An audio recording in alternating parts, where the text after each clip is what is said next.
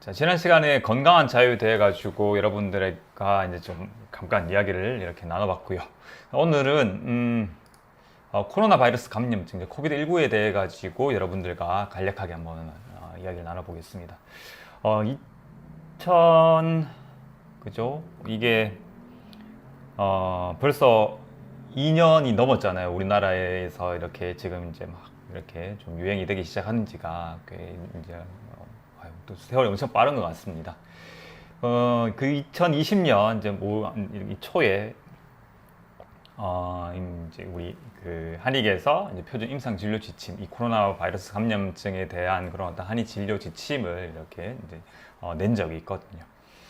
최근에는 이제 그 당시와 지금은 이제 코로나 바이러스가 이제 변이가 이루어져서 그 당시에 어떤 코로나 바이러스의 증상과 지금의 어떤 오미크론 변이의 증상은 조금 다를 수 있습니다.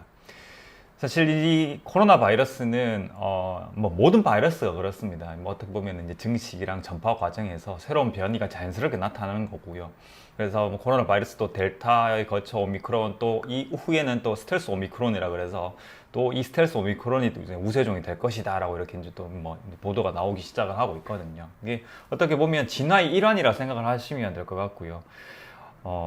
이제 세대가 짧은, 인류보다 짧은 이런 바이러스나 세균들 같은 경우에는 이런 세대를 거듭할수록 그 환경에 적응을 하면서 이런 변이들이 나타나게 됩니다. 지금 이제 유행하고 있는 이 오미크론 변이 같은 경우에는 이 델타 변이에 비해 가지고 감염이 훨씬 더 쉽고 전파가 빠르지만 중증도는 낮은 걸로 이렇게 이제 나타나고 있는데요.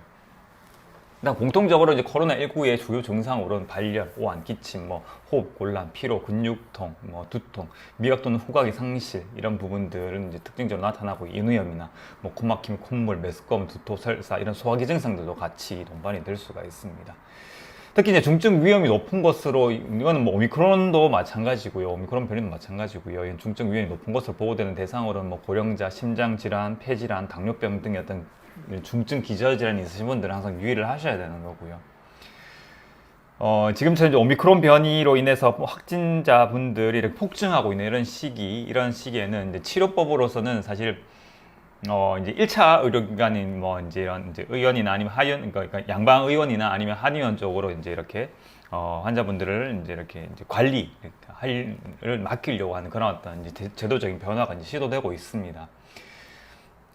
그래서 이런 증상들에 대해서 주로 이제 경미한 증상들 같은 경우에는 대증 치료 중심으로, 그 다음에 뭐 중증 환자분들에게도 역시나 이제 이런 어떤 그런 중증으로 나타날 수 있는 그런 어떤 뭐 응급 상황에서 나타날 수 있는 그런 어떤 증상에 대해서 이제 주로 이제 뭐 대증 치료 중심으로, 뭐 일부 뭐 항바이러스제가 이제 뭐 렘데시비르라든지 아니면 뭐 박스로비드 같은 이런 어떤 이 항바이러스제가 이제 지금 조금씩 이렇게 뭐 사용이 되고 있지만은, 하지만 너무나 제한적이고요. 그래서 거의 대부분 이제 대증 치료 중심으로 이렇게 시행이 되고 있는 그런 어떤 상황입니다.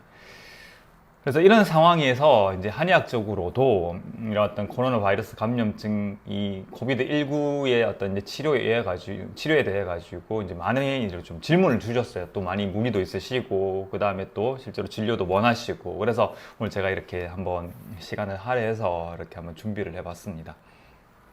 일단은 한의학적인 치료법을 로서 이제 이런 코로나19에 이렇게 이제 이렇게 대처를 하는 그런 어떤 이제 방법으로는, 일단은 어떤 그 코비드19에 이제 뭐 접촉을 하시거나 아니면 뭐 예방적인 차원에서 또는 어떤 증상의 경중에 따라 가지고요, 이렇게 나누어서 이렇게 접근을 해볼 수가 있거든요. 특히 이제 이런 예방적 차원 또는 의심 환자, 그러니까 증상이 나타나지 않은 그런 어떤 분들의 관찰기 때 어떠한 처방을 쓸 것인지, 경증형 환자에서는 어떻게 할 것인지, 또 회복기 환자에서는 어떻게 할 것인지, 이렇게 나누어서 이런 한의 진료 지침에서는 언급을 하고 있거든요.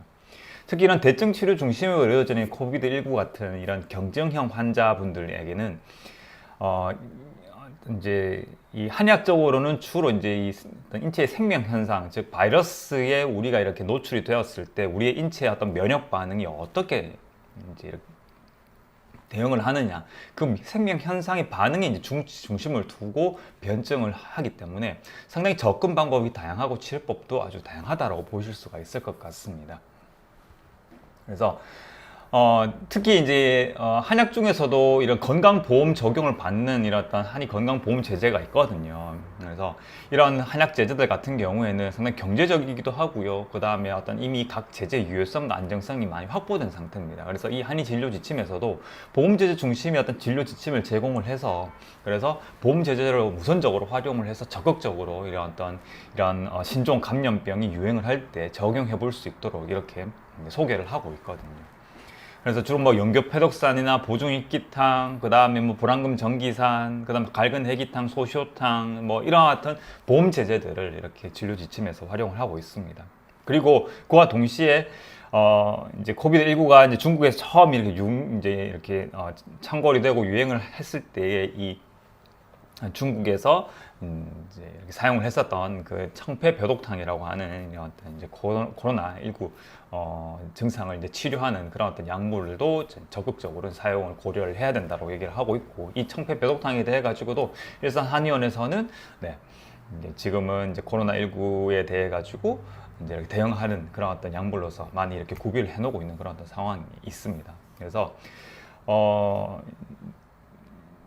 지금 이제 오미크론 변이가 이렇게 막 유행을 하고 그 다음에 어떤 확진자분들이 폭발적으로 늘어나고 있는 상황에서 여러분들의 선택지도 역시 여러 가지가 있으면 참 좋을 것 같거든요. 다행히 뭐 타이레놀이라든지 아니면 뭐 어떤 그 외에 그런 엔세이드 계열의 어떤 그런 해열제 이런 뭐 또 뭐 각 증상에 따라 가지고 뭐 항생제나 아니면 어떤 항히스타민제나 이런 어떤 약물들을 처방을 받으시기도 하지만은 그와 또 다른 선택지로서 뭐 이런 어떤 한의학적인 치료 제제로 뭐 연교패독산이나 구미항알탕이나 현계용규탕이나 청폐배독탕이나 이런 약물들도 여러분들의 선택지가 될 수 있구나. 그래서 둘 중에 하나 나에게 맞는 그런 어떤 선택지가 하나 더 생겨서 나에게 맞는 그런 어떤 조금 더 이익이 높고 조금 더 부작용이 덜한 그런 어떤 치료법을 선택하실 수 있다 그러면은 이런 코로나19를 이제 우리가 좀 더 현명하게 이렇게 좀 이겨나지 않을까 싶습니다. 그래서 이미 이제 코로나 바이러스 감염증에 대해서 이제 2020년 초반에 어떤 한의 표준 임상 진료 지침으로 이렇게 진료 지침이 나와 있고, 거기에 맞춰서 각 이제 일산 한의원에서도 이런 어떤 코비드19에 대해 가지고 대증적인 요법 또는 이런 어떤 변증, 한약적인 변증을 통한 치료 요법으로서 한약을 적극적으로 활용을 하고 있다라는 사실을 말씀을 드리고 싶습니다.